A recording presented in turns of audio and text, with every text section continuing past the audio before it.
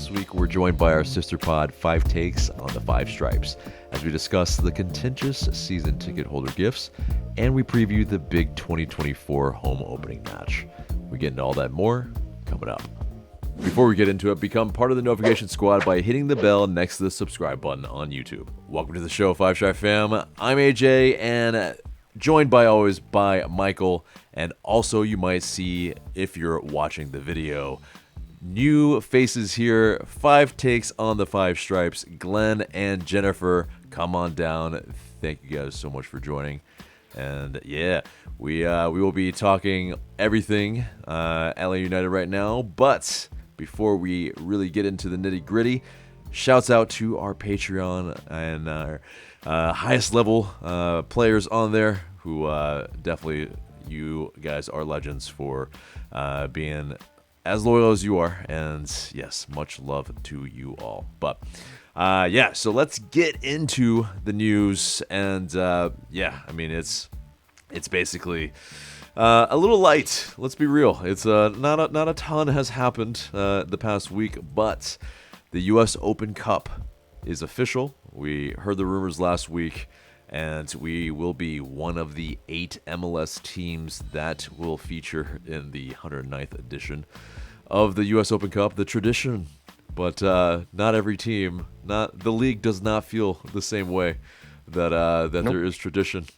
But yeah, there's a little bit of new investments, some new incentives as well from U.S. Soccer. That apparently was one of the things that's delineated for the clubs that will take and participate in this from MLS. And yeah, it'll make it essentially a thing where, okay, we actually want to take part. Great. This is fantastic. You know, there will be apparently 11 MLS Next Pro teams as well, 9 that are MLS run, and all in all, about 47 USL teams, NISA teams, and amateur teams. So 96 teams from the amateur and professional ranks for a total of 95 games from March to September. And yeah, so definitely MLS executive Nelson Rodriguez, he pointed to an improved financial conditions as an important improvement in this year's edition of the tournament. And yeah, he also said that the economics for all participants in this tournament was critical.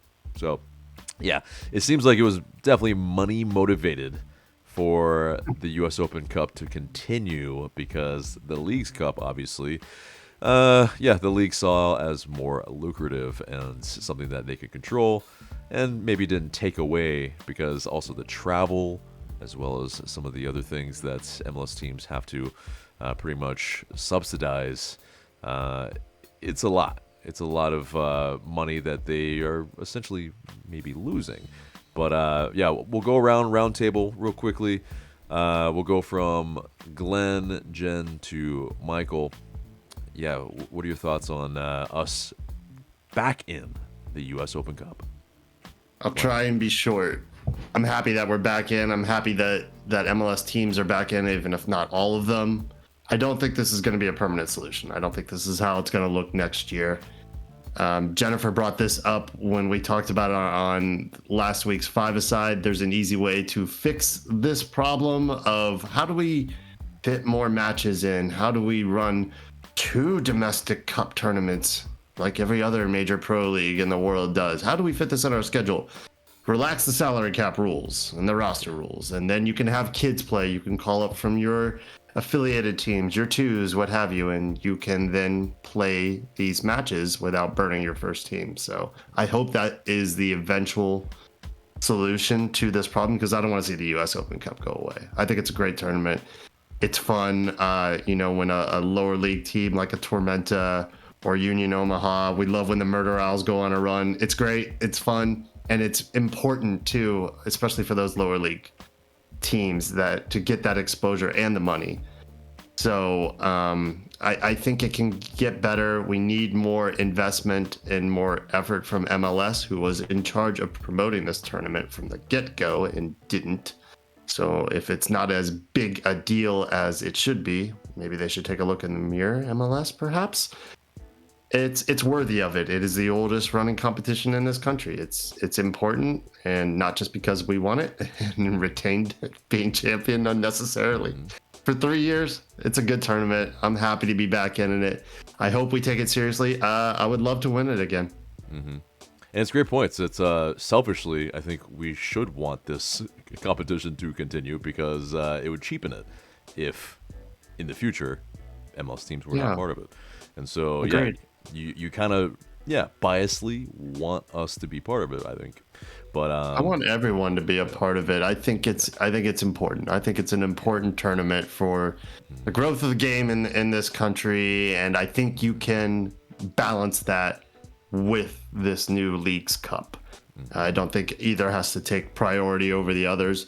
You just have to relax the roster and salary rules. You just got to make it so that the teams can manage the workload. Right. That's it. And that's a great point too, is like it shouldn't just be where we maybe have to play the kids. It's actually, kind of other leagues around the world where they're top 5, they have top 11s, or not top 11s. They have 2 11s. And if we were able to have that, then we can actually compete in mini competitions. And right now, most of the teams in the league can't even really participate fully in one because they lose a couple players to injury, and it's really rough. And that's why I don't blame the teams. You have to prioritize because you don't have the personnel available to you. Of course, you're not going to put out your 11 every time. Like, you can't do that here. But if we make it so teams can do that and make it a showcase for the kids, that's great. They get exposure. They get eyeballs on them from domestic teams and international. It's a good opportunity, and we should take advantage more of that opportunity, in my humble opinion. For sure. Jennifer. I'm just I really want to echo what Glenn said, because he said everything that I already said. I'm actually super thrilled that we're back in this tournament. I love the early round action at the Fraction. I like getting to see Atlanta United in a smaller venue, like, not that I don't love the Bends, but it's, nice to go and stand in the, second row of the KSU supporter section and like literally be able to spit on Pity Martinez when he hits me in the face with a soccer ball. That happened twice, actually, but I think it is a huge disservice to the league in general and to the history of soccer in this country that all of our first league teams are not able to participate. And let me tell you, if you guys have been crawling around various and sundry media this week, you've seen that a lot of fans of MLS sides are really disappointed that their sides were not picked to be in it. St. Louis had protests, like actual protests, where they're walking around with signs with the cup and whatnot. Orlando, of all places, Orlando was furious they weren't getting another shot at it. Yeah, another former winner. So it's that. I mean, I'm sorry to cut you off, but yeah, exactly. They feel the same way that we do, and totally. It's that. It's only the teams that were the highest left that are not in the CONCACAF Champions Cup were the teams that were picked, and so it's tough. Like, that is and that's part of the problem with that is the expansion of CONCACAF Champions Cup this year, where instead of it being 4 teams from the league, it's now half the league. Right. And so half the league has to play Champions Cup, and then the whole league has to play Leagues Cup, and we still have owners that don't want to actually open up their wallets to field entire first team 11s, let alone 2 11s, like Glenn said, which is, if you're going to run, 3 or 4 cup tournaments like they do in other world soccer leagues, you just need more available player personnel or some sort of rule configuration that allows you to move players between first and second teams more than just 4 emergency call-ups per season. Like, that's just, I don't understand why we have, I understand of why you have an academy and whatever, but why have like MLS Next Pro if you're not able to have free-flowing player movement between the two sides?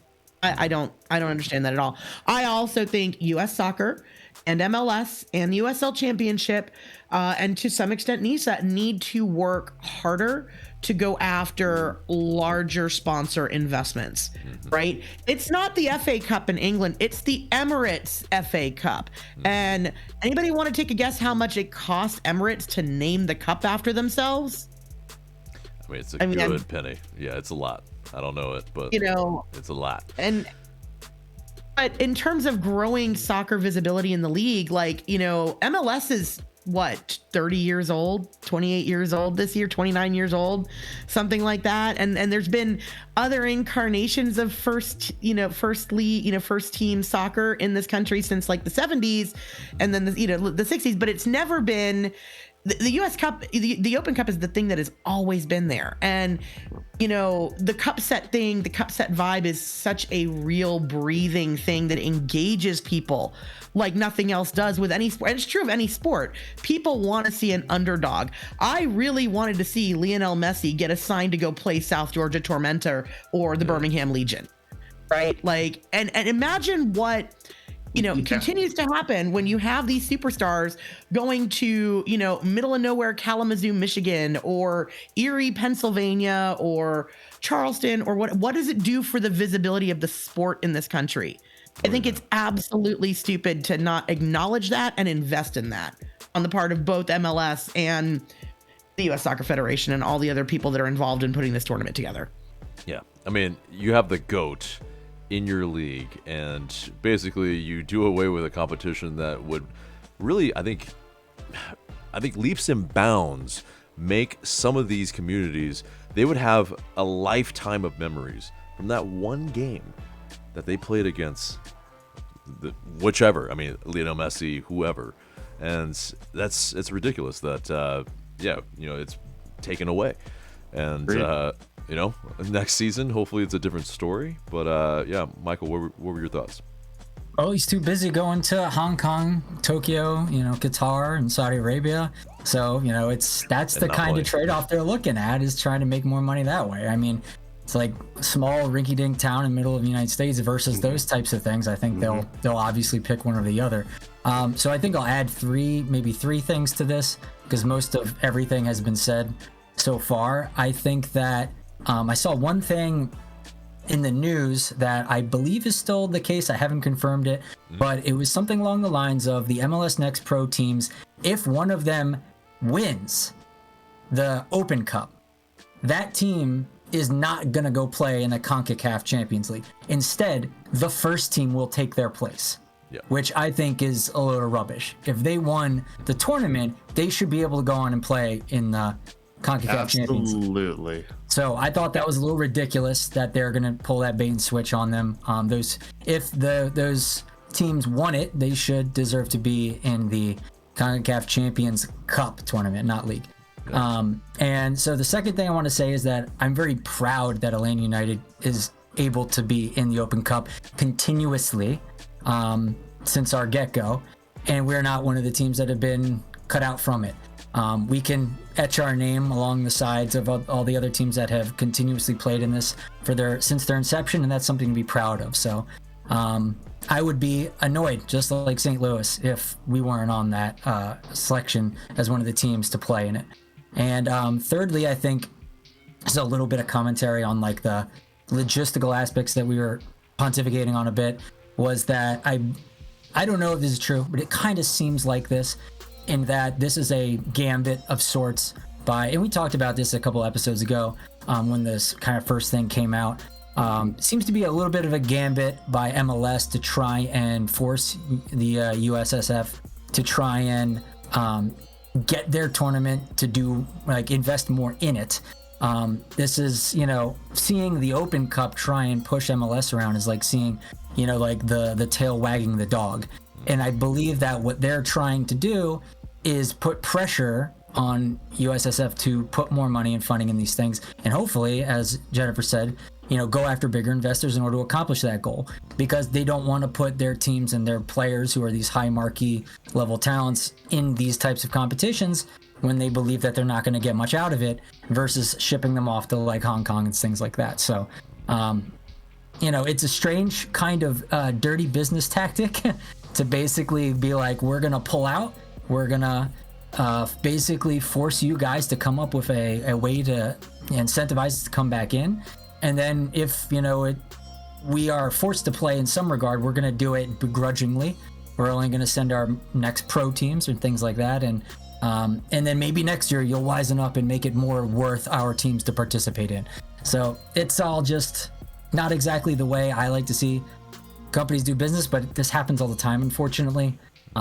So it is what it is. And I'm just like, I just want to have this be MLS and the Open Cup be done with this type of drama because it's just obnoxious. And I don't like to see this in terms of news. I'd rather see happier, more progressive things in terms of U.S. soccer. Right. It makes us look small. Let's just get a big naming sponsor, KFC. We could call it the Conca Chicken Cup, something. It's the Yum Brand. It's the Yum Brands U.S. Open Cup. That's also fine. This can be done. Yeah. It's already kind of in that mode of, you have Ligue 1 pretty much rebranding to McDonald's soon.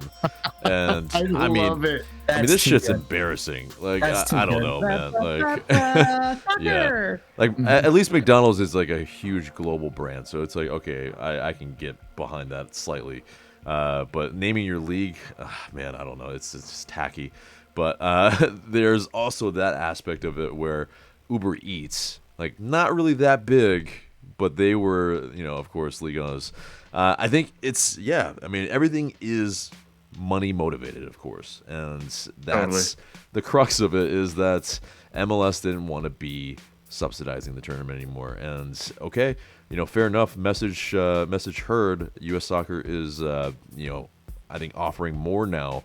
But, I think it's going to be the same conversation next year. There's going to be. But on the other hand, MLS can't function in this country. MLS can't function in this country without sanction from the U.S. Soccer Federation. Absolutely. And It but could get petty. yeah, but I think they know they have some weight, and I think it's that weight they can push around a little bit that makes them feel, have them come at us. What are you gonna do? Take away our Division 1 status? Exactly. It's like, we have Messi right now. Like, F off. It's so I think it's gonna be very interesting what happens in the off season. But moving on from that, really kind of 180 degrees of topic. But Bartosz Ślisz and Caleb Wiley talked to the press, and Caleb Wiley, hometown boy, he knows how it's like to be a fan and also a player going to these games. And he mentioned, quote, "It is the first game at the Benz, so we must bring the energy. Whenever I think about the first game, I just think back to my debut. It is a special moment to me." And I mean, I think, obviously the first match is going to set the tone for the season. There's, from last year, we had some big drama, and I think it gave some good hope for fans for that season. And it was, maybe not the best summer that we had to really excite fans for the entire season, but it is still very important how we start. And he's absolutely right that the first game is where we have to set the tone, and super important there. And we'll get everyone's opinions after I talk about Ślisz as well. But Ślisz, he said, "I heard a lot of good things, or great things, about the first game here. I hope there are a lot of people, and they will help us to win the first game here." He also talked about kind of his experience as a citizen of Atlanta, or an ATLian, if you will. But he said, "It is nice here. There's also a Polish community here. We can speak about Atlanta and about the club." He also did a little interview where he did 17 questions. He talked about how his wife was really good at making pierogies, which, amazing. I want to meet his fiance now. I know, exactly. I want some pierogies too. Yeah, real ones. Pierogies are the best. But I mean, so in terms of the onus, they feel the importance of this first match in front of the fans. But yeah, any thoughts on Wiley and Schleish's comments here, Glenn? Do it. I mean, just come out, and the fans are going to be there. Don't worry about that. But we got to give something to the fans. And Caleb was pretty simple with his comments, but he's not wrong in saying that you have to bring the boys got to bring that energy like immediately. We can't take 45 minutes to wake up or spend the next 45 going to sleep. Just give me a nice, even consistency throughout 90, but also let's try to hit New England early. And often we know what happens with this team when we score first and we just kind of get the crowd on side. It's really, really difficult for teams to come back against us. So that's going to be just get off to a hot start, and hopefully we see the communication among the back line just continue to grow, and those guys mesh and get a better understanding of each other. But yeah, kick on straight away. Waste no time. Yes, love it, love it. Jennifer. You pulled out the same thing from the Bartos, from the Schleish interview that I did, which is the fact that apparently his fiance makes pierogies that are so good he can't tell his mother about them. So yes, I just want to try the pierogies because pierogies are awesome. I would also like really love to go to the Benz this weekend and just be able to have a good time, relax, and enjoy myself, and still have fingernails when I leave. So you know, hopefully Caleb gets it right. Yeah. Well, I mean, I don't want to sit there and like chew off all my fingernails, like, because, oh God, we got to wait for Thiago to save us in the last play of the match. Yeah, no, exactly. Not that that wasn't completely exhilarating, but you know, there's only unsustainable, clearly. Yeah, that's not gonna work in the long run. I hope that you know, I continue to like what I hear out of this locker room from the standpoint of how everybody's getting along, and like some of these funny little things like being stuck with Gigi on a desert island because he's really funny. Like, I continue to like that because I think it does show signs and promise of a bonded team that we really need to translate onto the pitch. Love it. Michael.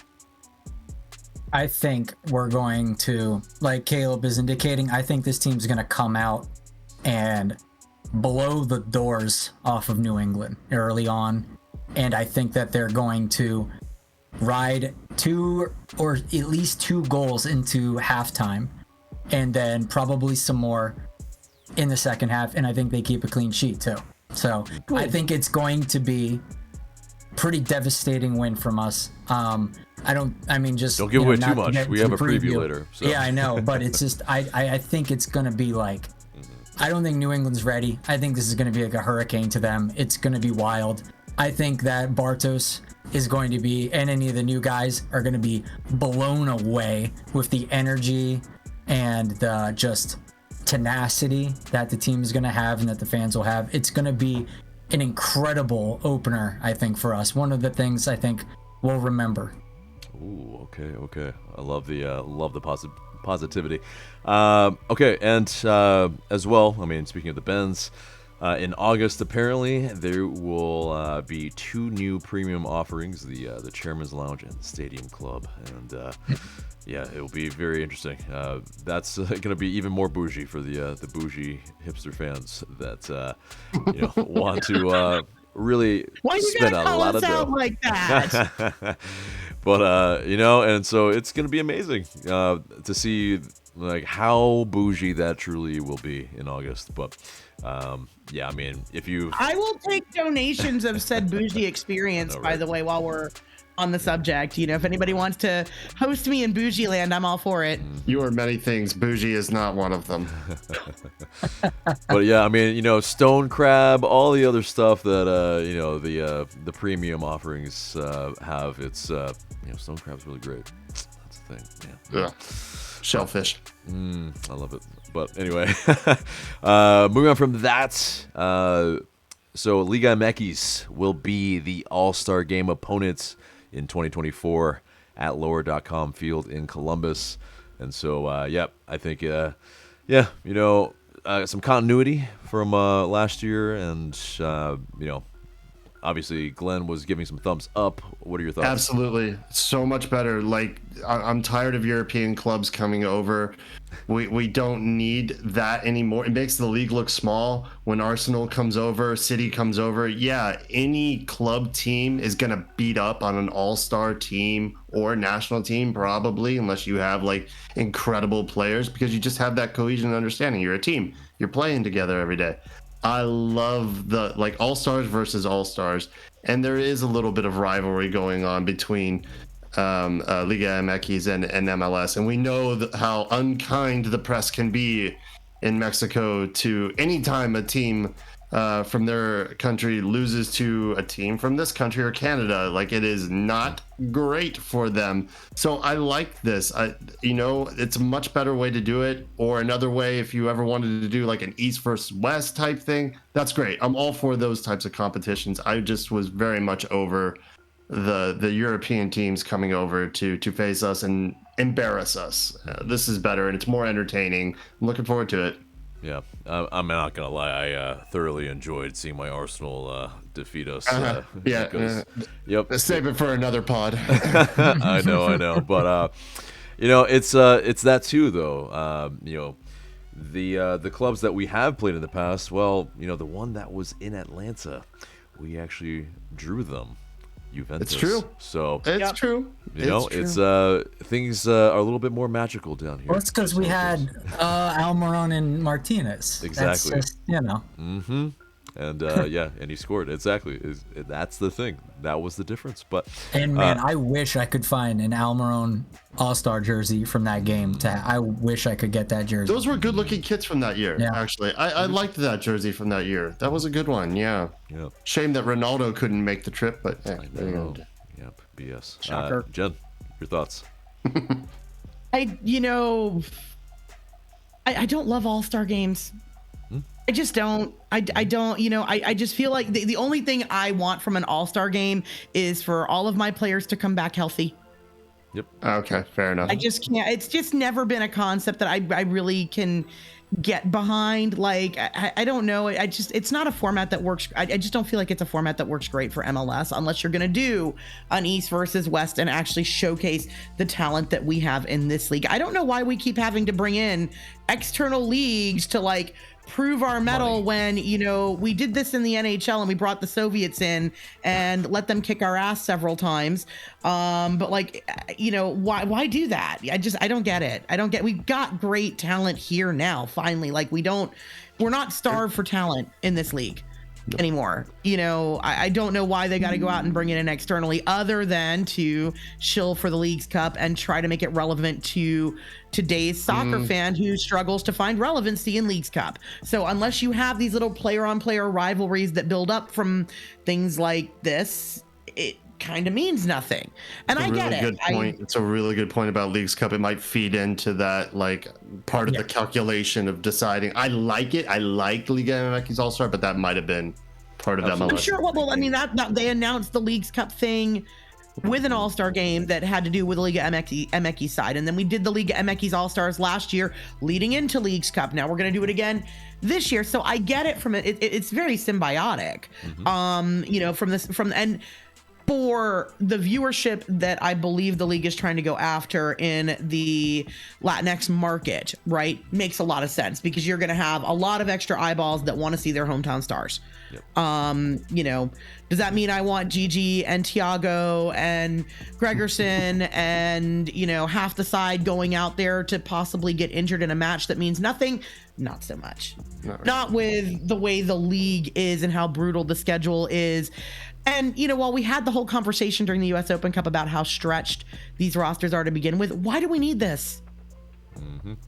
Yeah, well, I mean, yeah, it's great points, and you're already naming our all-stars. Okay, alrighty, okay then. But it's but no, I mean, yeah, it's great points. I mean, basically, what they would be doing at the All-Star game was they'd be talking about Leagues Cup the entire time. And it's just a great advertisement for it, and I don't blame them. From a business standpoint, it makes a ton of sense. Exactly. But, If they want to, bring teams like Arsenal again, I'm okay with it because, having them play. I know, yes, eye rolls everywhere, but it's. No, No second one place wants to see second this place will be a Gooner. great achievement for Arsenal's this season. Uh-huh. What trophy comes with that exactly? Hater. Love it. I love it. Give it. Anyway, Michael. Well, I mean, like, kind of to answer Jennifer's question, like, the reason why we play those big European teams is because we want Europeans to watch our soccer. So, like, it's a bit of them, dipping into our market and trying to export ours over to theirs, and, vice versa. So that's why they always do cross stuff like that is for that goal in mind. But yeah, I agree also with Jennifer again in that, like, I'm not super interested in watching an all-star game. It's not a game players take seriously. They don't put 100% into it. You don't want them to get injured. We had Gigi and Almada in the last one. That was scary.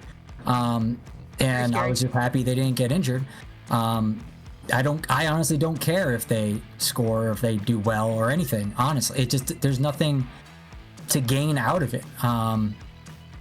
I think perhaps the only aspect of this that I could be in support of is the skills challenge, which I think is funny. It's fun to watch. Challenge is fun. Goalie Wars is fun. It's fun. Yeah, there's no probably any real risk to any of the players' health, so that's fine. But it's just funny seeing them do these things. So it's like that I'm in support of. But the game, I don't think we need the game. And I remember last time after we got beat by Arsenal like 5-0 or something like that, I was like Hercules Gomez and specials, like, why are we even doing this? Like, what is the point? What is the point to this? So I remember there was a lot of rage in that. And I'm also a little surprised we didn't go for a European team this year or a big team in general, because we have like unequivocally, like, Messi and Suarez would be there on our all-star team. So it's a little we played- if we played Barcelona, show up for an all-star game, that they don't have to play with their schedule and the injury risk and blah blah blah. If any, literally, it They'll would be be them there. showing up and doing, the Tom Hanks League of Their Own, tip their ball cap to give their fans a little thrill. They're not playing in the all-star game. There's no way. I mean, There's no way. they would, but they wouldn't play. And I get what you're saying. They're Like, voted not in. gonna play. 100% Which, I voted mean, in. none of our players do anyway, so it doesn't really matter. But I think that people would tune in just because, like, it's Barcelona versus Messi and Suarez. Like, I think people would want to watch that, even though, because that's what it'd be billed as. Yeah. Everyone who missed watches the the trick MLS All-Star games, they know that this is not going to be what happens. However, they will bill it as such. Yeah, exactly.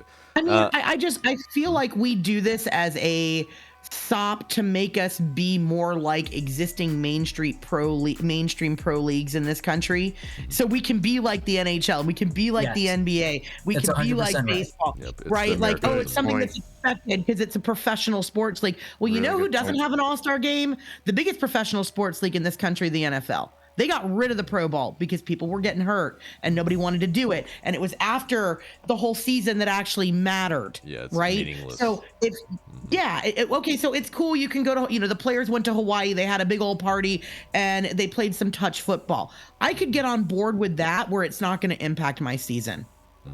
Which it pretty much already is, from one standpoint of, it's an exhibition as exhibitions get for, MLS players. But, the one thing that last year was a bit annoying was that Thiago Almada was injuring Arsenal players because he was going in hard. And so I was actually a little bit upset at Almada. He might be trying to play for a job. Exactly. I was like, yo, Almada, you gotta chill, bruh. But He's like, you see that other European team? To see what I can do to Arsenal? Get me on your team. exactly. I was Thiago like, to you gotta Chelsea. stop. Let's you guys go. to stop. But dude, you guys just keep collecting players, but there's no there's no rhyme or reason, man. But anyway, yep. So let's move on to the season ticket holder gifts. That's Or lack thereof. yeah, well, we'll save the commentary until after, but yeah, basically we got a cap with the spike on there. We got a tumbler or a scarf that has the member logo on there. And, you know, previous years, you had a Joseph statue where he's knelt down. You had JBL headphones. You had, you know, I think a little bit more interesting things than a late gift that's in March. The season's already started, and you're basically giving corporate gifts that seem like it's the excess of maybe, you know, Christmas, and you know, not everything was picked up. So it's like, okay, well, you know, here's the rest for you guys. And I mean, we're paying more than we ever have, and it just seems like an afterthought. But that's my commentary. What are you guys' thoughts, Glenn?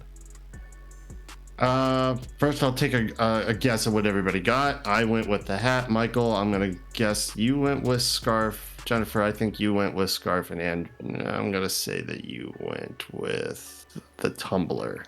You can all let me know if I'm right or wrong. Apparently I'm wrong on that. Michael is not a season ticket holder, unfortunately. But I would have gone for scarf. Yeah. Scarf. I went scarf. Scarf. All right. Yeah. I think that's the obvious. It does feel like an afterthought. Personally, going forward, I'm good with stuff. I got a lot of stuff. I don't need more stuff. Just if you want to do something for the fans, just bring ticket prices down. Yeah. That'd be a great gift, even if it's a couple dollars or whatever. I love the scarves. Like, I have so many. I have a whole wall of them. I just don't need more things. So if you want to show some fan appreciation, genuine fan appreciation, no better way to do that than to make it easier for people to get in the door. Bring those prices down as much as you can. Yep. Bring them down, freeze them. I think that's, to me, appreciation. Like you were saying, this feels kind of corporate. Like, here, select this thing. Oh, we forgot to do it. Here's an email, and we'll ship it out to you, and you'll enjoy it. Great. Thanks for being a season ticket holder. You know, I mean, it's nice. I'm not complaining about the selection of gifts. They're fine. I just don't need them, and I'd rather see it put towards something like reduced ticket prices. Right. Or actual, you know, where it actually seems like, you know, the club actually cares about the fans right now, because I'm not really sure that that's always the case. But anyway, Jennifer. Y'all are a bunch of whiny brats. Y'all are a bunch of whiny brats.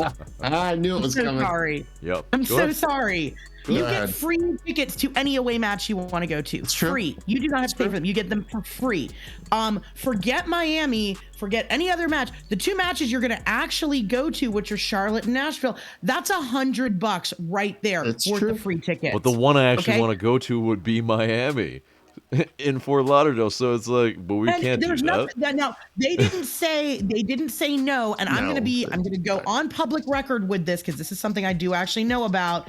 It is not the front office not wanting to send our fans I mean, I to get it. Miami if they want to go. Okay, Totally it is about understand that. Miami not necessarily making it feasibly possible for the front office to procure enough tickets to satisfy demand, and that is the only reason they're not guaranteed. Totally. It's not about money. It's about actually getting their hands on the tickets. Totally. And I'm not complaining about the gifts. The selection is fine. I'm just saying, if you want to give a gift, give the can't gift go to- of lower ticket prices. I'm If just you're saying, gonna do you something, go to do a that. match this year, you look at your schedule and the schedule dropped. You can't go to 3 matches. You can sell those tickets back. Those to are the all team. great. Those are all great. You can trade those tickets for more tickets to other matches. Those are all We great don't pay things. PSLs. I get it. I get what you're saying. We have the most affordable stadium Yes, in we the do. country. Yes, we do. Okay. And our ticket prices, you know, we bitch and moan, but everybody else that has come into the league since we have, they are all paying more. I'm not bitching and They're moaning. all paying I'm more. just saying, if you want to do something, do that instead. That's all. This is very much appreciated. They want to show appreciation. I'm giving an alternative way to show appreciation. Yeah. And counterpoint here is, so teams in Germany, they generally have about, you know, half of the ownership of teams. Yes, 50 plus 1. Yeah. And so, you know, that's a whole different thing where we're very corporate here because we're in a franchise system. And so, you know, allowing pretty much the team just, yeah, you know, it's like, oh, whatever, you know, whatever you want to give us, whatever you want to, like, oh, yes, thank you. It's, no, I'm not the club's bitch. I'm sorry, it's just not the that's not the case. And so and I'll let you get in here, but yeah, it's just but it's just yeah. So it's just one of those things where like I get it from an American standpoint and from most leagues standpoint, but yeah, I think we're missing the point here is that the club has been waning in their appreciation for the fans and on a whole, because it's basically this: they don't care if the fans that were season ticket holders left. We've been in decline for a good while now in terms of our form, our popularity, our the level of play that we expect, and basically they've been replaced with more casual fans, and those casual fans don't care as much about the team. They're going to sell their tickets to the highest dollar to another person that wants to come to the game that will not be cheering, that will not make a sound, and has the crowd and the atmosphere deadened since probably 2019. You're damn right it has. And that's the issue, is that the club is not what it was. And so this is an aspect of it that is a glaring thing that seems like a little microcosm of it. But that's the issue, is that the club is not identifying that as, okay, that's something that we need to work on. But go on. I think you're talking about two very, very different things here. You're talking about the quality of the on-field product, which I think we can all agree since 2020 has suffered, and it hasn't been great, and it hasn't been consistent. And in this town, if you're not a winner, people aren't going to show up. Bottom line, right? But that's also that's also capitalism 101, right? If you don't like what you see and you don't like the atmosphere in the stadium, you don't have to spend your money. You have a choice, and many people made that choice and said, you know what, this isn't fun anymore. I'm not going to give you my money anymore. So I don't need your perks or whatever. But ultimately, if you like soccer and you like Atlanta United, you're going to pony up and you're going to take what you get. And the idea of being whiny and entitled about perks and special things because you happen to buy tickets to a match, I don't know. It just doesn't sit right with me. Yeah, as a person who consumes the product, I think that absolutely entitles me to complain about the quality of product I'm being offered. But I don't look at my ticket benefit perk package as the product I'm consuming. The product I'm consuming that I have a right to bitch about is the product that's on the field. And I think the club has done. I'm at least, look, it's the second match of the season. I am not going to go out there and start, beating skulls and calling for heads, because I haven't really gotten to see this year's invention of the product yet. Give me a month. Yeah, sure. No, I hear you on in terms of, no one's complaining about the level of play yet. We're critical. I think that's where, I'm complaining a little. To be. Yeah, sure. And I think that's the thing, though, is, okay, they're all tied together. If we think that we have, I think the probability of affecting the game from the crowd and from being there, well, then absolutely, it all ties together. And whether do you really think, AJ, that people are opting to purchase a season ticket to Atlanta United because of the season ticket member quality of gifts? So it all leads into each other. So, you get beat down essentially with the things that you start to notice, right? It's like if you leave a job. You didn't leave a job because of one instance. You left a job because of repeated things that continued to happen that you're like, I'm enough. This is enough. I'm out. So the straw that broke the camel's back. Exactly. So it's not something that, I think is under a microscope. Oh man, these season ticket holder gifts, they were shitty. I'm out. Like that's not the case. Like it's a That's sign just of Exhibit 10 of a 1 to 10 of evidence against the club and their corporatization is I guess the thrust of your argument.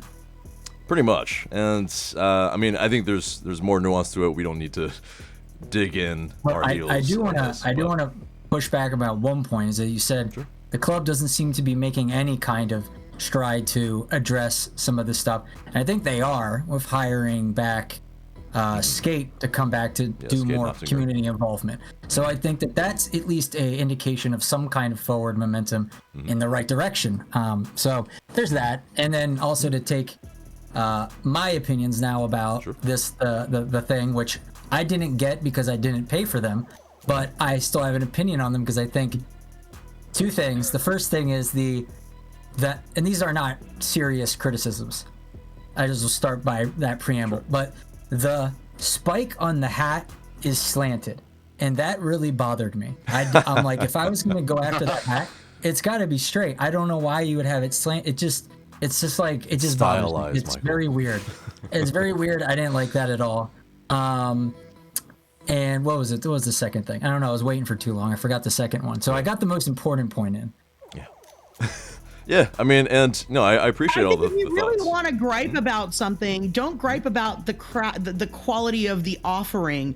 The gripe I have is that you didn't get one per ticket that you owned. That's really the big chintzy gripe. And It there's should that have too. been a season, one item per ticket that you own, Okay. Yeah. right? Not one per ticket block. And the only way you got like a pack of multiple items is if you have like bougie suite tickets or something like that. Then you got like a 2-pack of 2 of the items. But like that's where like, okay, I can say, yeah, they kind of cheaped out, and that's not, that's not handled well. And I don't know if because I've only ever had the one season ticket. So I don't know if in the past, if you owned multiple tickets, you got multiple things. And I've heard like different No. things. So I'm wondering if that was No, yeah, you got one gift usually. Yeah. Oh, I So- remember the second thing I wanted to say. So it is Glenn's point about how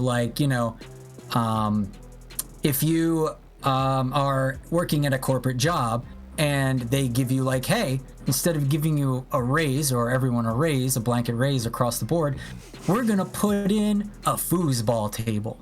Or something like that, Or a like pizza party. Like that. It's like, yeah, no, like I don't, that kind of stuff. F your pizza party. You ask any employee, they will be like, no, I'm taking the tiny raise every time over that thing. And so I feel like this has the same energy, at least from some people I've talked to about this. So if that's the energy that you're getting from it, I can understand why they'd be like, oh, screw that. That's a kind of like a as an employee, you feel like you're being spit on a little bit, but that's a little dramatic for this case, but you know what I mean. Right. Yeah, it's all like, under a microscope, this sounds like whiny bitch stuff. But the totality of it, if we're looking at it on a whole, there is repeated instance and after instance, and that's why people have left. Like, people don't just leave for no reason. People don't just not be season ticket holders for no reason. There's a number of factors, and this is just one of them. But anyway, so moving on, Atlanta U2s, their preseason is continuing. They came back to grab the W versus the Chattanooga Red Wolves 3-2. And the preseason wraps up this Friday against Huntsville City FC. And I mean, the roster looks pretty tasty for the Twos. I think they then MLS Next Pro League might do some things this season, but we always have that hope. And then it's not always that great. But, hopefully the Twos, it's a little bit better this season. But yeah, that wraps up the news and gets us into our mailbag. And you guys send in these questions through Discord and also IG Story. Please continue to do so, and we might answer your question in the future. But yes, Patreon members at higher levels get priority. And first up, Gavin, he asks, is it more possible this match will be a thriller like the 3-3 result from last season, or are we more likely to run them out of the stadium? Glenn.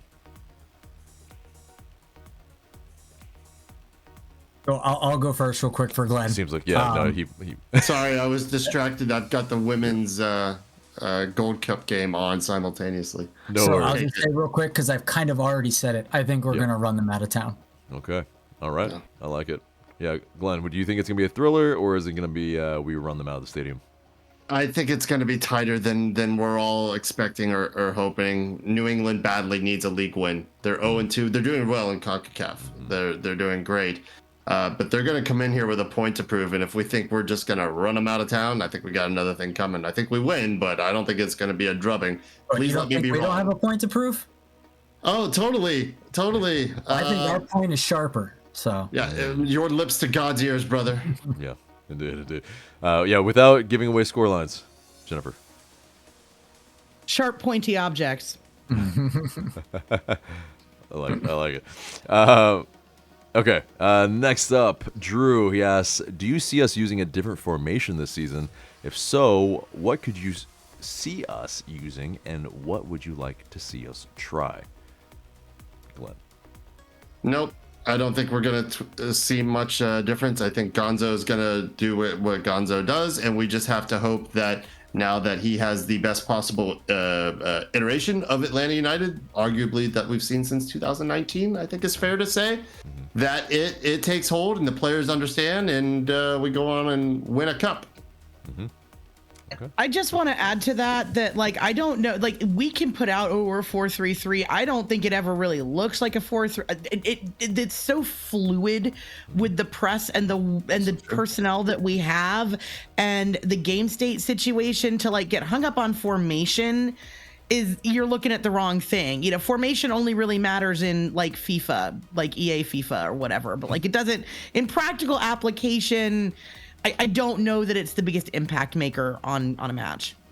Mm-hmm. Yeah, I agree. And I think that, you know, our issue that we kind of talked about last episode was essentially the difference between Nancy's and Gonzalo Pineda's approach to a game and the fact that we don't seem to be able to adjust on the fly. So for the most part, the formation doesn't matter, like to Jennifer's point, as much because it's going to be fluid and dynamic throughout the game because you have to adapt to what the opponent is doing, especially when a team has you figured out. You have to be able to do something. You have to have a plan B. We've never seemed to have a plan B. I would like to see us have a plan B this season. Mm-hmm. Yeah, it's essentially that. Yeah, I mean, it's all great points because it's we are absolutely fluid within a match. It could be like a two. Let me make sure I have the math right. But basically, yeah, it's like a 2-6-2 at times, depending on how we're trying to build up. If we're defending, it could be a 4-4-2. It really doesn't matter too much unless you bring in a center back, and that's usually when things will change pretty more drastically. It probably would be more of a 3-man back line or 5-man back line, depending on.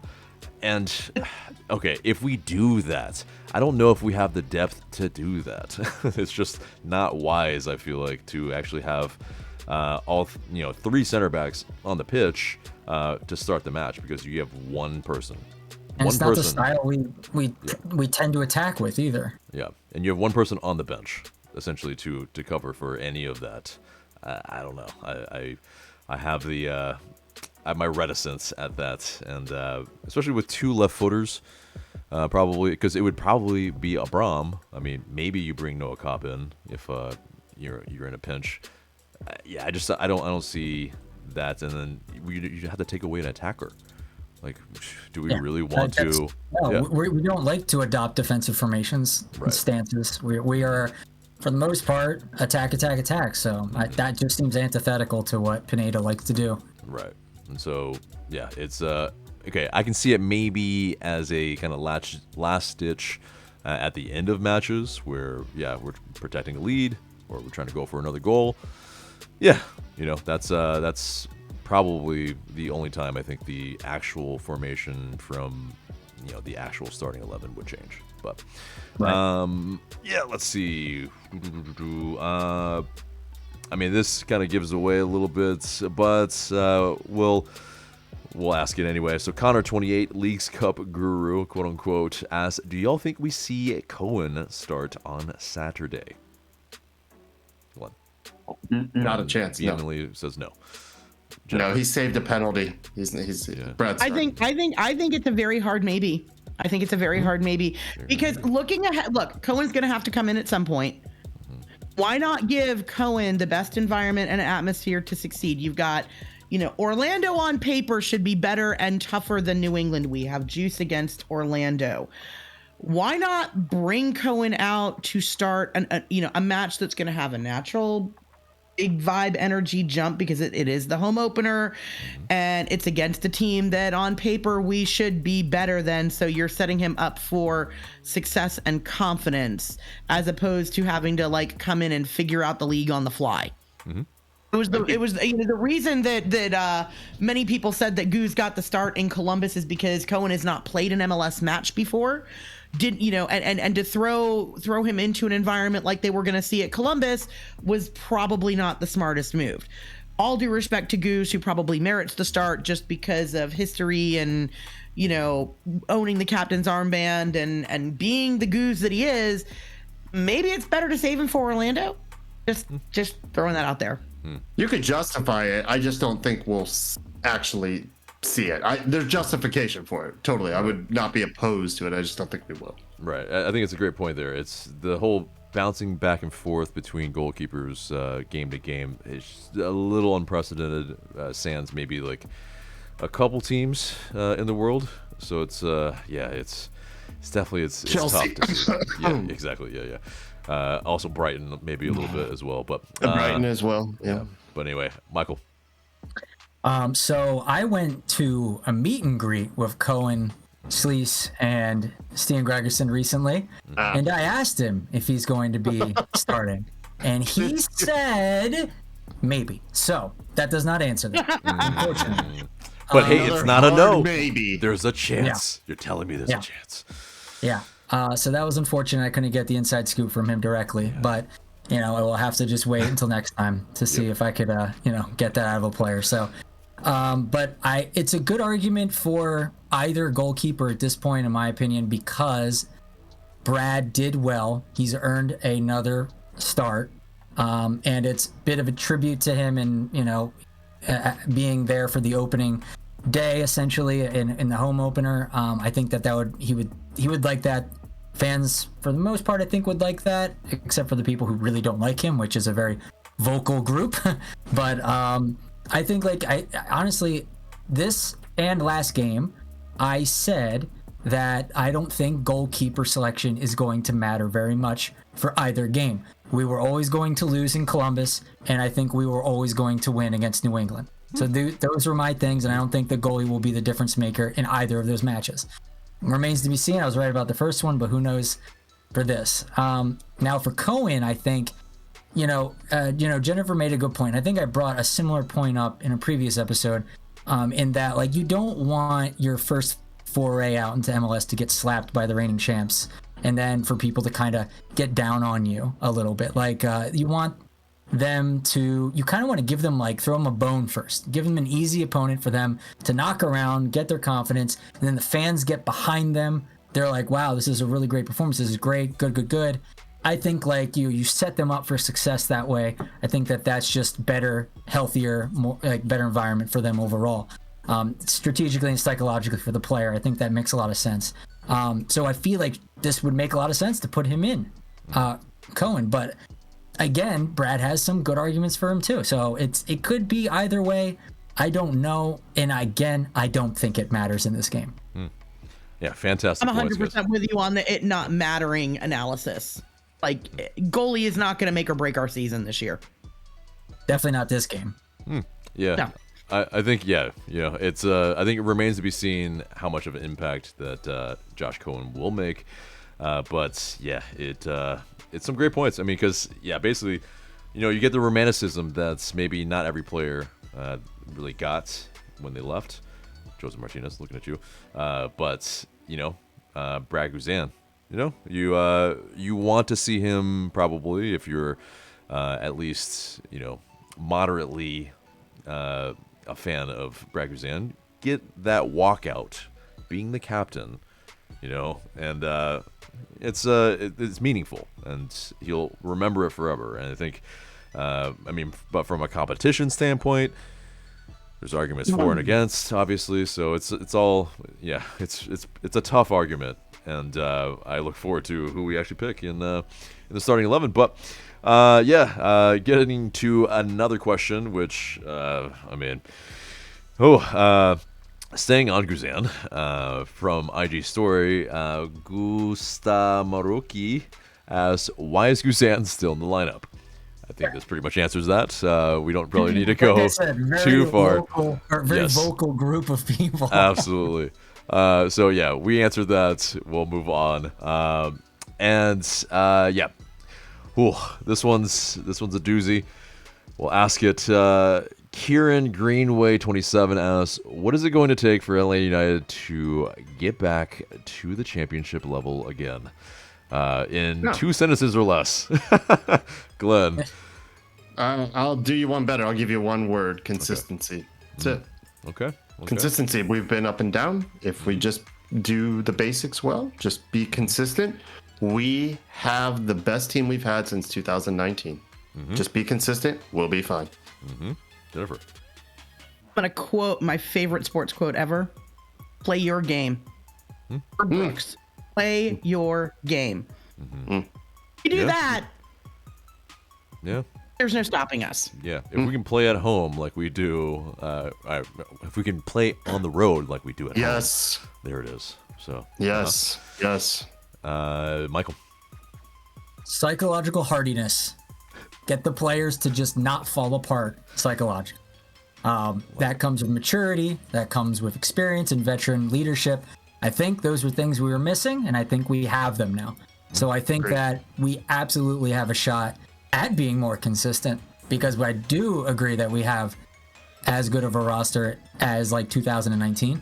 But I'll remind people that who said this? I think it was Hercules Gomez or something said it.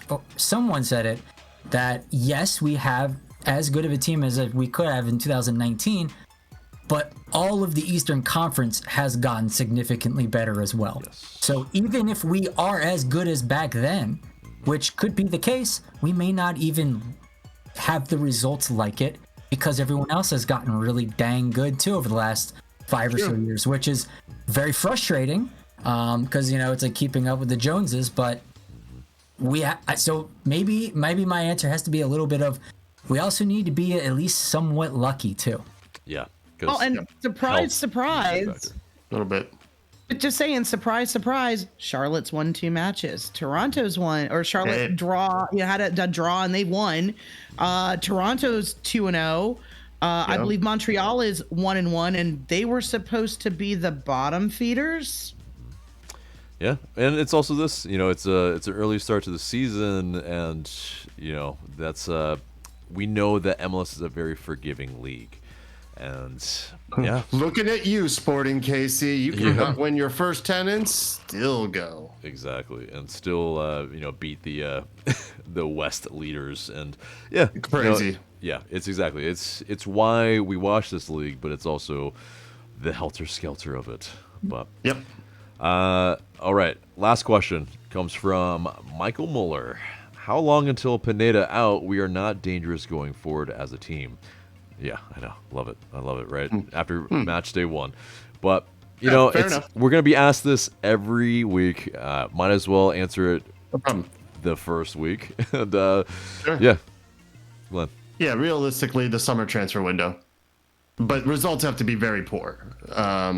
He's in his last year of his contract, so if his seat was ever going to be warm, this is the warmest year for that. He is playing for a contract now. Literally, if it doesn't happen this year and the results aren't good, I don't see us renewing that. But I think we'd have to go on that kind of sporting, like not winning in 10 type situation for him to be gone this summer. I would think. Yeah, Jennifer. He'd have to demonstrate that he has completely lost the locker room. I think that is, at this stage in the game, what it would take to not let them, for the club, regardless of what we fans, pseudo pundits, whatever you want to call it, regardless of what we think, he's playing out his contract unless he completely loses the locker room, a la Frank de Boer. Great point. Michael. I think that he if he's not hitting a trajectory of nailing his KPI, which is like 4th in the East, by I don't know what time that would be, like probably the summer or something like that, then I could see them moving on and be like, okay, you have been given the best team Atlanta United has had in a long time, and you are struggling to remain in the top 4. If you're like in the 6th, 7th, 8th area, I think that they are going to strongly consider moving on from him if that's the case. Because I mean, at that point, they're going to extrapolate out, looking at the trajectory, he's not going to land in the top 4, which is what we wanted him to do. And if he can't do that, we need to move on, because there's no excuse why this team on paper should not make it to the top 4. It's hard for me to wrap my head around, barring cataclysms and other things, obviously, but like this team should win. This team should be on top 4 and contending for trophies. And if it's not, you have to look at the coach at this point in the tactics, because the players are proven. We have veterans from other leagues, proven winners, champions from their leagues. It just wouldn't make much sense that teams who spend half as much as we do are beating us and getting up higher in the standings. So I think that you just at a certain point, this many years in, you have to be able to eliminate enough variables to be like, okay, what now remains? And the only thing that has remained has been Gonzalo. So Yeah, massive and great points, guys. It's I think the person that doesn't work in corporate KPIs, also, by the way, key performance indicators, or Sorry about that. It could be anything else as well. P could stand for a number of things, but usually performance. But yeah, I mean, Pineda, he basically has to like put up or shut up. It's basically, this is the season, and It's that time. he probably has the whole season, unless it's a cataclysmic just failure where, like Jen's saying, lost the locker room, players revolting. But that's the thing, like, he's the player coach of player coaches. Like, it's just, it's, I think that's what's kept him in this so long, is because of that. And there's other factors, of course, as well, but I think mainly he has the backing of the players, and it shows. Like any of the videos that you see coming from the locker room, like, you see togetherness. You don't see too much anyway, and that's why he was able to stand up to Jose Martinez, and when he was being maybe somebody that was unsettling the locker room. And ultimately he won out in that sense. So I mean, it also helps that Jose Martinez wasn't really performing. So that is a whole different thing. But anyway, you guys send in those questions through Discord and IG story, like I said, and please continue to do so. And we might answer your question in the future. But let's get to the match preview. And Saturday, 7:30, Atlanta United versus New England Revolution, who, unfortunately, the Revolution, against us in the last 6, they've won 4 and drawn 2, and we have not won 1 game, unfortunately. But, it's a different season. The history doth not matter. But in terms of what we know about New England Revolution, I mean, they have a new coach, Caleb Porter. They've still got Carl Seal, probably MLS MVP type of caliber type of player. You have key departures in Gustavo Bo, who's a DP last year, Omar Gonzalez, Tomas Vaklik, but they did sign another Tomas Chancaclay, Nick Lima, and Henrik Ravas. And I mean, they also just played versus Alajuelense, who we know, of course, playing in the Champions League, now the Champions Cup.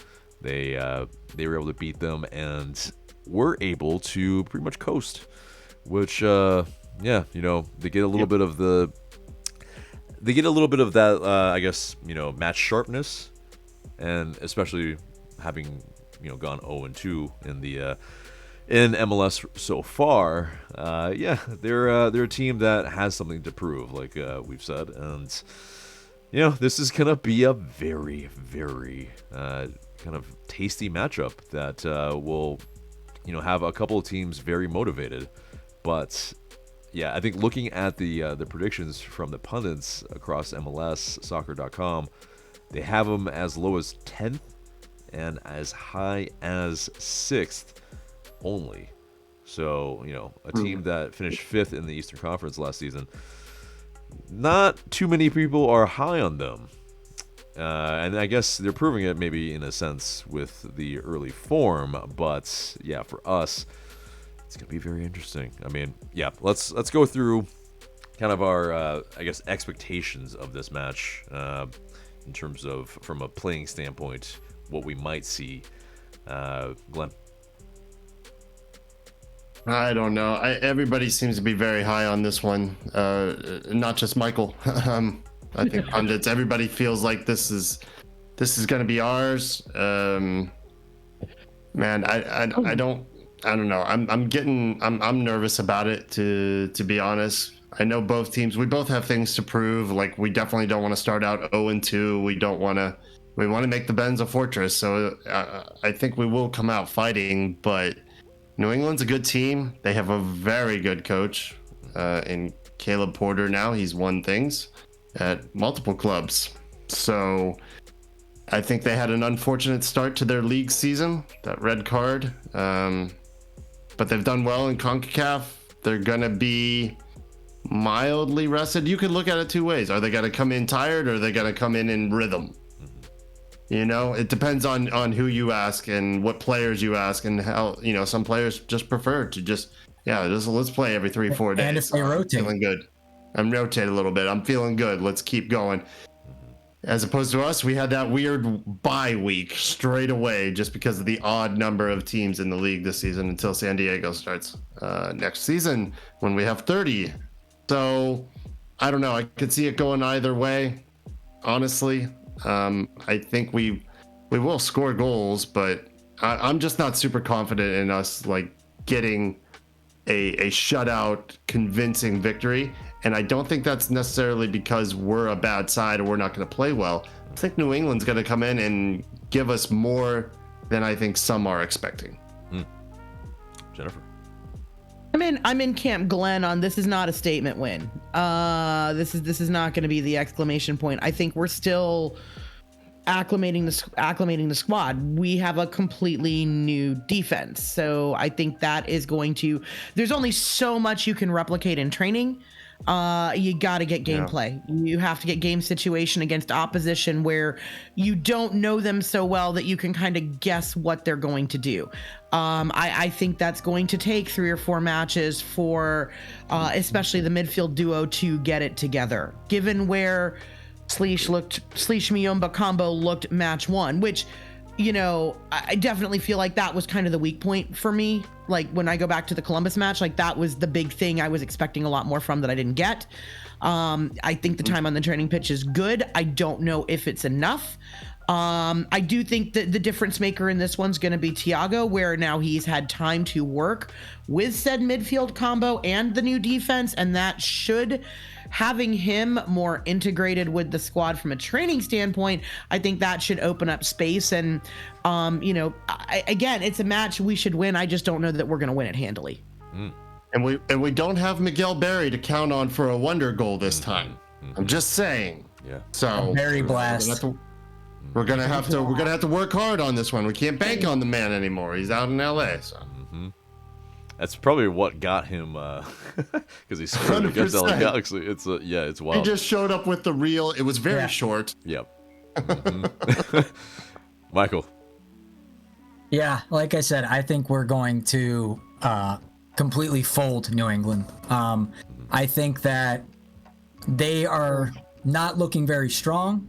I think that So yeah, like I said, our team on paper, I think, is dominant, is a top 4 team. I don't think New England can even sniff the top 4 this year. Now the question becomes whether or not we are now at the potential of a top 4 team this early in the season, or is New England in their, potential as well. I don't think either team is, obviously. No team is at this point. However, when you watch the Columbus game, we were able to, despite where we currently are in our potentiation, we were able to keep arguably the best team in the league away to just 1 goal, and that goal was very good on their side. Yeah, they had chances, XG was through the roof, but we kept them to almost a 0-0 scoreline, and arguably we almost got some back on them as well. So I think we're going to straighten some things out. We're not going to be looking at we're going to be looking at a far weaker attack from New England than we saw from Columbus. And with that, I think our defense will look even more stalwart. They'll look even better. And then they'll be able to take advantage of New England a little bit better. I think we were suffocated by Columbus because they were very good at counter-pressing and very good at fluid transitions on the ball in our half, and interceptions and turnover attack like it was their bread and butter. I don't think New England can do that, and if they can, it's not going to be anywhere as effective and as efficient. And I think we'll be able to see, like what Jennifer was saying, we saw Sleesh and Tristan and other people in the midfield have trouble against Columbus because they were extremely good there. I think with a weaker New England, they will start to look a lot better because they'll be able to do more what they want. They'll be able to operate. Whereas Columbus shut them down because that's what Columbus does. That's why they're so good.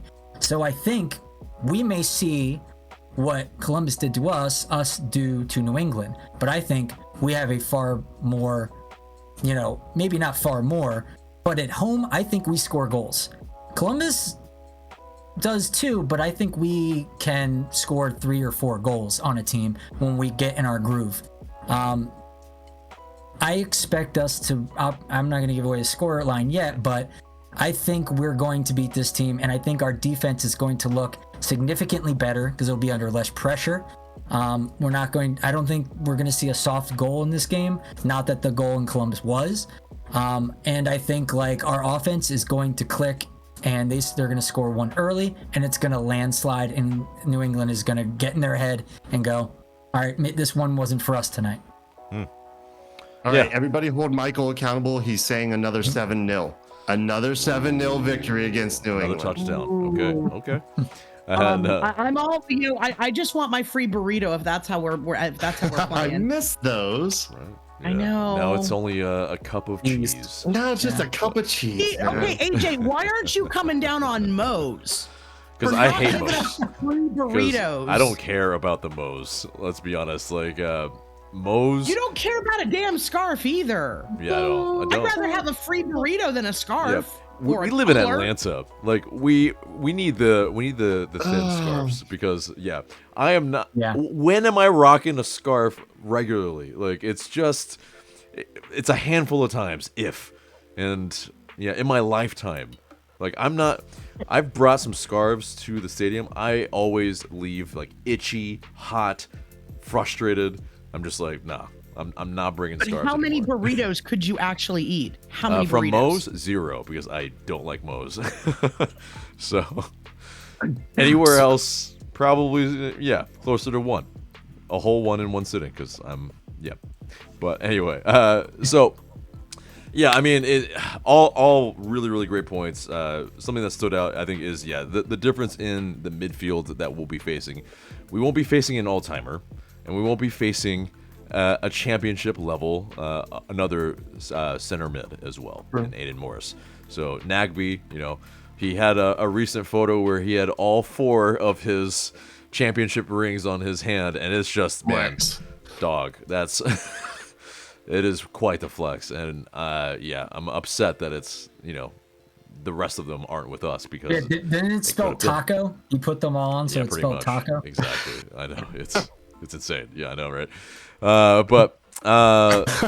So anyway, let's get into the unavailable players. Seems like everyone will be healthy Tiare and Mascara are back in training, so that is absolutely great to see. That means, a fuller bench and kind of less worrisome like last match where, it's like, okay, who do we put on to change this match? We didn't have a ton of options. But let's get into that predicted starting 11. We'll go through the lines together. So, Glenn, Jennifer, Michael will talk about who is in between the sticks first. And, it's time to choose. So, Glenn. I can't possibly predict. I think we're going to go with the same exact 11 as last time. So, Goose is in goal for sure. Okay, Jen. Are you really gonna make me commit? Yes. I don't like commitment. I don't like commitment. Yeah. Come on. I'm gonna go off the wall. I'm gonna say Cohen gets the start. Okay. All right. Michael. Yeah, I'm going to agree. I'm going to go with Cohen because I just want to see it. I think it's a great time for him to come in and get his legs. I feel like, I don't know if there'll be a better time. I just don't know if there will be. So why not? And again, it's like it could go either way. So and I don't really think it matters so much, but let's just screw it. Go with Cohen. Yeah. Yeah. The romanticism, like I said earlier, I think edges me towards Guzan, but I think my heart says Cohen. So brain, heart say different things. So, yep. Getting into the back line then, let's just go through right back to left back with the center backs in between. Who do you have, Glenn? Same. Lennon, Gregerson, Williams, Wiley. Yeah, same. Yep. I don't see any reason to change it up. No reason to change it up. Nope. Right. Nope. Yeah, you need the continuity. I agree. It's I don't think Abram maybe in this time has probably won it over Williams, at least through the preseason anyway. No. So that would be the only one that's iffy. So yeah, it's like Williams' ability to see what wasn't working in real time against Columbus and adapt, I think, is an essential trait that we really are going to need going forward, whereas some other players don't seem to be able to adapt very well. No, that was impressive from him, and he spoke about that, that football IQ. Essential. Absolutely necessary, exactly. All right, into the midfielders. So, we'll talk about the three that are in there. So, Glenn. Yep, same as last time. Schliss Malt Liquor is going to be in there. He needs that. You need to develop that continuity, and with Muyamba, and that understanding. It's only going to come if they get more reps. You got to have more reps. You got to keep playing. And nobody did anything in Columbus really. No outfield player did anything to warrant a change. Right. Like you said, we kept the champions to a goal, right? We kept them to a goal, and that's. As much as I was unhappy about the performance, that is something noteworthy, and I think we just carry on. Jen. I completely agree, and this goes back to what Glenn said the key to us being a championship team is, and that is consistency, right? The only reason I'm not starting Goose is because I feel like there's not going to be a better opportunity to let Josh get his feet wet in a situation that's going to have less pressure involved in it. Right, where it's going to be an easier match for him to come in and start. But other than that, roll the best 11 that you got. This is our best 11. Michael, I imagine not too much changes with you. Yep. Yeah, I just want to add that, I want to see Schliess and Tristan just continue to blend together. I think they're going to be electric. They're going to be the key to our season. They're like a force multiplier in the midfield. They're going to make our defense better. They're going to make our attack better. So I'm really excited to see what these guys do. All right. And I agree. It's the rest of the lineup, I think, chooses itself. Saba, Silva on the wings, Yakumakis up top. We probably don't need to wax poetic too hard. I would say the more interesting discussion here is if Tiare and Mascara are fit, who are your subs? Yeah. Yeah, I mean, if they're fit, they, I think, are probably the first choice, at least according to I don't last think season. so. Not the way. Depends on the Fortune match played last state match. too. Are you kidding? Depends on the score line too, though. Like if we're doing what Michael says and running these guys out the building, well, then you're going to see like a Dax McCarty come in. Yeah. Okay, You know, or you might even see him come in at 3-1, 2-1 just to kind of set up shop and like, Or even okay, let's Fortune. take this down. Yeah. Even put Johnny was great.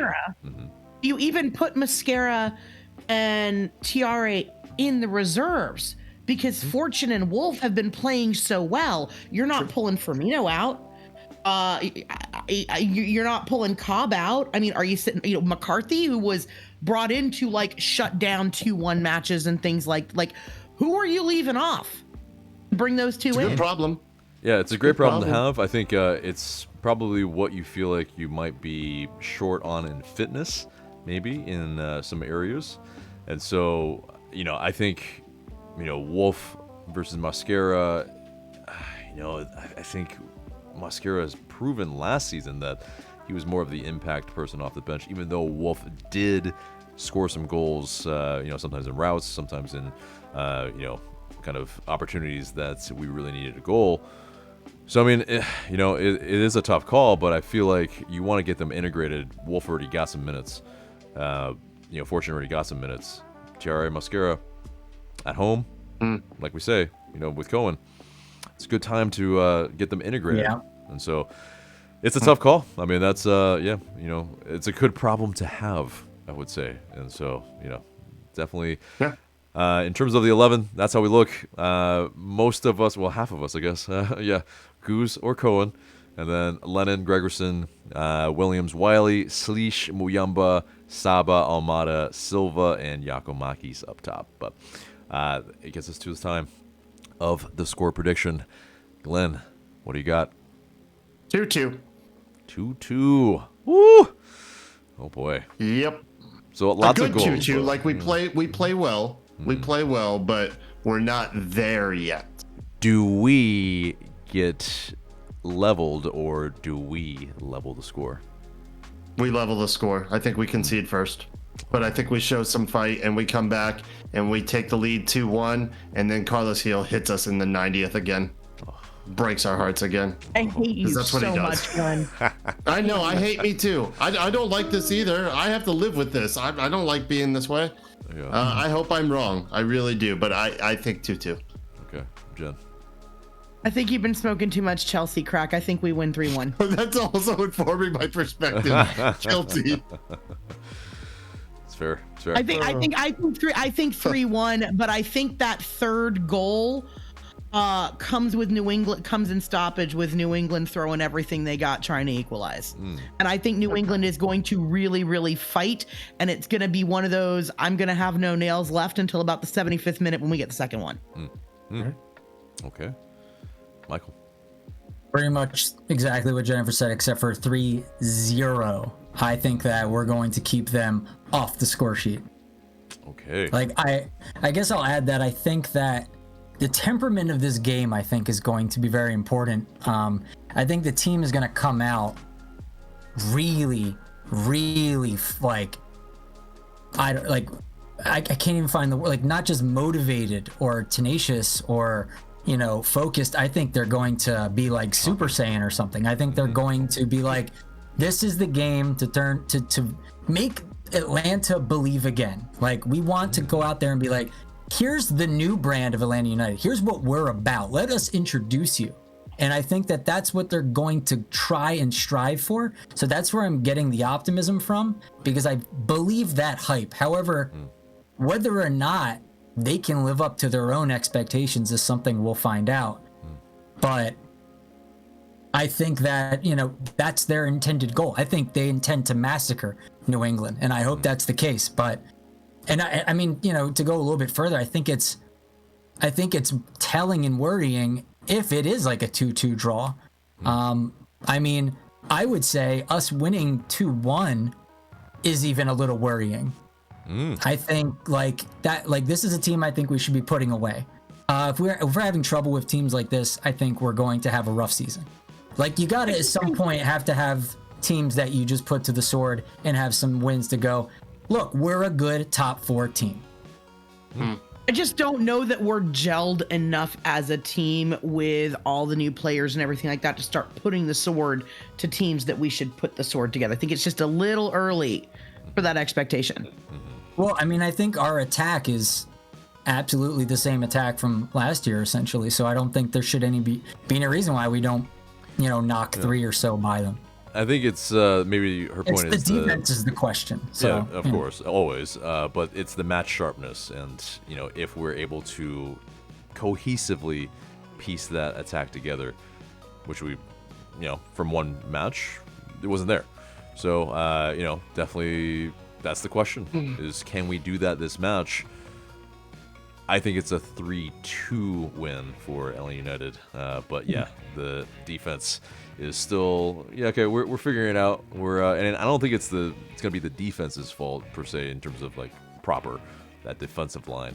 I think it's the missed assignments that tend to happen in the back post, the other players that are not tracking back fully. Like that's kind of probably why we get scored on. Or also if Guzan starts and Carlos Heel hits a banger, then yeah, it could happen. But hopefully it's a win. There's a lot of goals from all of us, so it's gonna be entertainment either way. So I love it. Hopefully we will find out that it will be a win. But guys, let us know in the comments below what you think your starting 11 is gonna be and what the score line will be. But yeah, that is the match preview and pretty much the entire episode except for the question of the day. And the question of the day is, if we go 0-2, are you panicking? Let us know in the comments below. Looking forward to what you have to say. But guys, that is the episode there and there. Much love to 5 Takes from the 5 Stripes for hanging out with us tonight. Go check out everything that they do on our podcast feed and on Podbean, on 5 Takes on the 5 Stripes, on Instagram. Where is it on Facebook? Or on Facebook, Gram, Twitter, or X, whatever you want to call X, it. Everywhere. 240 character app, sure. Exactly. And so Wait, they're giving us 240 characters now? I don't X. I don't actually know what the number is. Yeah, it's 240 now. Well, if Is you're it paying, 240? it's more. Okay. But Ooh. Right. exactly. I'm Anyway, not paying. And also, before we go, make sure to come and say hi to us on Saturday at the game. We'll be there, halftime. Come to the meetup spot. It's like, where is that, AJ? It's right by the that restaurant. By Molly By B's. Molly B's, right? Yep, right in the opening of the supporters section. So, yes, hang out with us there. We're looking forward to seeing you. And yeah, guys, remember to like, share, comment, subscribe. That's Michael. And AJ will give you a minimum of 5-second hug. No promises. But yeah. Glenn, that's Jen, I'm AJ. Thank you guys so much for watching. We will see you in the next video.